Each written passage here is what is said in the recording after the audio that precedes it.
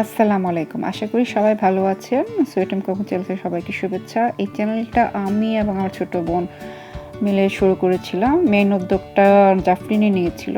সে ইদানিং একটু বিজি আছে, ভিডিও দিতে পারছে না। But I hope she will be back soon with her excellent video.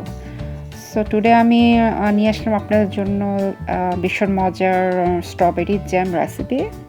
এটা বানানো যেরকম সোজা এবং খেতে অনেক মজা, এবং সবচেয়ে বড় কথা বাজারগুলোতে যেরকম প্রিজারভেটিভ থাকে, আপনারা প্রিজারভেটিভ ছাড়াই হেলদি এটা মেক করে নিতে পারেন। So let's make it. এর জন্য আমি এখানে প্রথমে নিয়ে নিলাম স্ট্রবেরি। আমি এগুলোকে কেটে নিয়েছি 2 কাপের মতো স্ট্রবেরি, এবং এগুলোকে আমি একটু ব্লেন্ড করে নিব হাফ কাপ পানি দিয়ে। তো এটা ব্লেন্ড হয়ে যাওয়ার পরে স্ট্রবেরি পিউরিটা আমার টোটাল হয়েছে 3 কাপ, এবং এটাকে আমি একটা প্যানে ঢেলে নেব।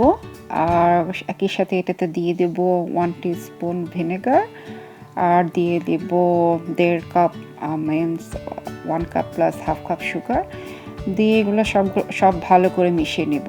এবং এটা খুবই সোজা, জাস্ট আপনি চুলায় বসিয়ে দিবেন, ভালো করে মিক্স করবেন এবং ওয়েট করবেন জাস্ট ঠিক হয়ে যাওয়ার জন্য।